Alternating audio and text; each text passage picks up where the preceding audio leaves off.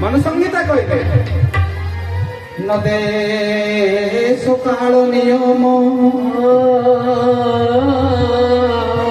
न शोका शौच निग्रह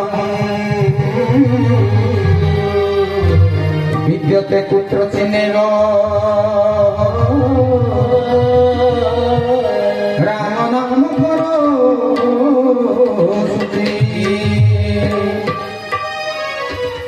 माँ मैंने बापा मैंने एक कथाटी शुणा से भूल करेंगे जो मैंने आसीना सूची असूची से मैंने यही मुहूर्त आसवा नियमटा आज रखुची न देश काल नियम न शौचा शौच निग्रह कौटी सत्संग बसबार स्थान काल पात्र सीमित रखा जाए न देश न काल न नियम सत्संग बसवा स्थान काल पात्र नियम किसी ना न शौचा शौच निग्रह सत्संग बसवा शौच नहीं कि अशौच नहीं विद्यते कुत्र चिन्हैव अर्थात राम नाम परो शुचि ए संसार में राम नाम हरि नाम कृष्ण नाम सब अपवित्र को पवित्र करे अपवित्र पवित्र वा आम दीप्ति जे आचार्य अच्छा सान भाई दीप्ति बाबू ए मंत्रटी सबुदिन बोलुवे अपवित्र पवित्र वा अपवित्र को पवित्र करे भगवान नाम कहीं तार कारण हूँ नाम प्रसाद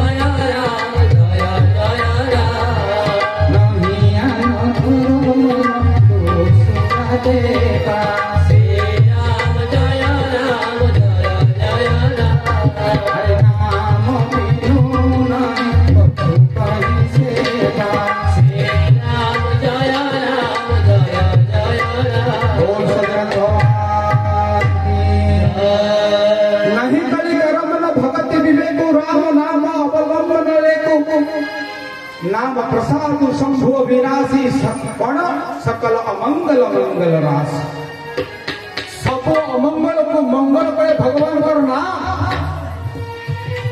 आउ से नाम जे अमंगल को मंगल करे भगवान कर नाम सब अमंगल को मंगल करुवा बेले संकीर्ण मना अल्प ज्ञानी किसी मनीष कथा कथित उद्भ्रांत मनीष शौच अशौच को गाही दे आसती ना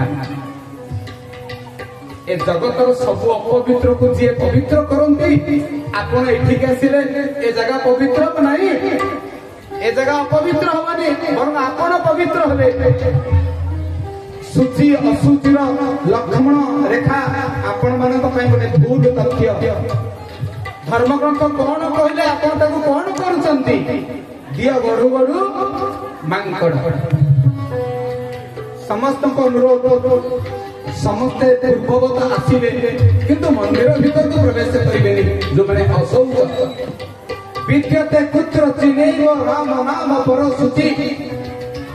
ମୁଁ ଆପଣଙ୍କୁ ସେଇ ଏଇ ଶ୍ଲୋକର ଗୋଟିଏ କାହାଣୀ କହୁଛି। ଜଣେ ଲୋକ ଭଗବାନଙ୍କ ନାମ କୀର୍ତ୍ତନ କରିବାକୁ ସମୟ ପାଏନି। ଜଣେ ବେପାରୀ ସିଏ ସେଦିନ ଝାଡା ବସିଥିଲା, ମଳତ୍ୟାଗ କରୁଥିଲା। ଭାବିଲା ମତେ ତ ଭଗବାନଙ୍କ ନାମ କୀର୍ତ୍ତନ କରିବା ପାଇଁ ମୋ ପାଖରେ ସମୟ ନାହିଁ, ସବୁବେଳେ ବ୍ୟସ୍ତ। ତେଣୁ ମଳତ୍ୟାଗ କରୁଛି, ଝାଡା ବସିଛି, ପାଇଖାନାରେ ବସିଛି। ରାମ ରାମ ରାମ ରାମ କୃଷ୍ଣ ରାମ ରାମ ରାମ ରାମକୃଷ୍ଣ ହରେ କୃଷ୍ଣ ହରେ ରାମ ହଉଛି। ଝାଡା ବସିକି ହରେ କୃଷ୍ଣ। ହନୁମାନ ମହାରାଜ ସେଇବେଳେ ଯାଉଥିଲେ, କହିଲା ଆରେ କିଏ ଗୋଟେ ହରେ ରାମ ହରେ କୃଷ୍ଣ ହଉଛି, କିନ୍ତୁ ଏଇ କୋଡା ମହା ଚଣ୍ଡାଳଟା ସାଧାରଣ କାଣ୍ଡ ଜ୍ଞାନ ଟିକେ ନାହିଁ, ଝାଡା ବସିକି ମୋ ପ୍ରଭୁଙ୍କ ନାମ ନଉଛି, ରକ୍ତ ହଉଛି ପାନେ ଠୋକିନା ଚାପଡ଼ାରେ ପକେଇଲେ। ହନୁମାନଙ୍କ ଚାପଡ଼ା ତ ଆପଣ ଜାଣିଥିବେ ଯାହା ଅବସ୍ଥା ହେଇଥିବ ତା। ହନୁମାନ ଯେତେବେଳେ ଚାପଡ଼ା ମାରନ୍ତି ଇନ୍ଦ୍ର ଯେତେ ବୁଡ଼ିଯାଏ। ରାବଣ ଗୋଟେ ଚାପଡ଼ାରେ ରକ୍ତ ବାନ ପାଇଁ କରେ, ଆଉ ଇଏ ବିଚରା ସେ ଝାଡା ପଡ଼ିଆରେ ଗଡ଼ି ପଡ଼ିଲା ସେ ମାଡରେ। ହନୁମାନ ମହାରାଜ ଆସିଲେ, କହିଲେ ତୁ ପୋଡ଼ା ମୁହଁ ଚଣ୍ଡାଳ, ମୋ ପ୍ରଭୁଙ୍କ ନାଁ ଗୋଟେ ଅଶୁଚି ଜାଗାରେ ନେଇଛୁ। ମୋ ପ୍ରଭୁ କେଡ଼େ ଶୁଚି କେଡ଼େ ପବିତ୍ର। ଯାଇକି ପହଞ୍ଚିଗଲେ ରାଜସଭାରେ, ଦେଖିଲେ ଭଗବାନ ସିଂହାସନରେ ବସିଛନ୍ତି, ରାଜସଭା ଚାଲିଛି। ହେଲେ ଭଗବାନ ତାଙ୍କ ଡାହାଣ ଗାଲଟାକୁ ଗୋଟେ ହାତରେ ଏମିତି ଧରିଛନ୍ତି, ଯେମିତି ସଭା କରିବା କଥା କରୁଛନ୍ତି। ହନୁମାନ ମହାରାଜ ଯାଇକି ତାଙ୍କ ପାଦ ତଳେ ବସି ପଡ଼ିଲେ। ଭଗବାନଙ୍କ ଗାଲରେ କଣ ହେଇଛି କି? ହାତଟା ଦେଇଛନ୍ତି ଗାଲରେ। କହିଲେ ଠାକୁରେ ଆଜି କଣ ହେଇଛି କି? ଆପଣଙ୍କର ମୁହଁଟା ଶୁଖେଇ ଦେଇଛନ୍ତି, ଗାଲରେ ହାତ ଦେଇଛନ୍ତି, କଣ ହେଇଛି? ଭଗବାନ ଗାଲକୁ ହାତରେ କାଢିଦେଲେ। ହନୁମାନ ଚମକି ପଡ଼ିଲେ। ଭଗବାନ ରାମଜୀଙ୍କର ଗାଲଟା ଆଙ୍ଗୁଳିଏ ଅଧାଙ୍ଗୁଳିଏ ଫୁଲି ଯାଇଛି, ଲାଲ ହେଇଛି। ଆଉ ହନୁମାନଙ୍କ ଚାପୁଡାର ଆଙ୍ଗୁଳି ଚିହ୍ନ ହେଇଠି ବସିଛି। କହିଲେ ପ୍ରଭୁ କିଏ ସେ ନରାଧମ? କିଏ ଆପଣଙ୍କୁ ଏମିତି ଗଲା? ମତେ ଖାଲି ତା ନାଁଟା କୁହନ୍ତୁ। ତୁମେ ସେଇ ନରାଧମ, ତୁମେ ବୋଧେ ବାଡେଇଛ। ହନୁମାନ ଆଖିକୁ କହିଗଲା, କି କଥା କହୁଛନ୍ତି ପ୍ରଭୁ? ଆପଣଙ୍କ ଚରଣର ଦାସ ମୁଁ, ଆପଣଙ୍କୁ ମୁଁ କହିବି? ନାଇଁ ପ୍ରଭୁ, ଆପଣଙ୍କ ପାଖରେ ପା ମୁଁ ଶରଣ ବସିଛି ସବୁବେଳେ। ନାଇଁ ନା ତୁମେ କାହାକୁ ବାଡେଇଥିଲ? ହଁ ଆଜ୍ଞା, ଗୋଟେ ବଦମାସ ଆପଣଙ୍କ ନାଁଟାକୁ ତୁଣ୍ଡରେ ଧରୁଛି, ପାଇଖାନାରେ ବସି ତାକୁ ପିଟିଲି। ହେଲେ ଭଲ କାମ କଲ ନା, ଆଉ ଥରେ ପିଟ, ମୋ 11ଟା ଭୁଲିବ। ପ୍ରଭୁ ଇଏ କଣ କଲେ? ନା ନା ନା, ପ୍ରଭୁଙ୍କର ନାମ, ଭଗବାନଙ୍କର ନାମ ସବୁବେଳେ ପବିତ୍ର। ସବୁ ଅପବିତ୍ରକୁ ସେ ପବିତ୍ର କରେ। ତୁମେ ମତେ ମୋ ଭକ୍ତଙ୍କୁ ପିଟି ନା ଯେ ସେ ତ ମୋ ନାଁ ନଉଥିଲା, ତୁମର କଣ ଗଲା? ମୋ ନାଁ ନବାରେ କୌଣସି ସୂଚି ଅସୁଚି ନାହିଁ। ହନୁମାନ ବାବା ହାତ ଯୋଡ଼ିଲେ, ପ୍ରଭୁ ଏତେ କଥା ମତେ ଜଣା ନଥିଲା।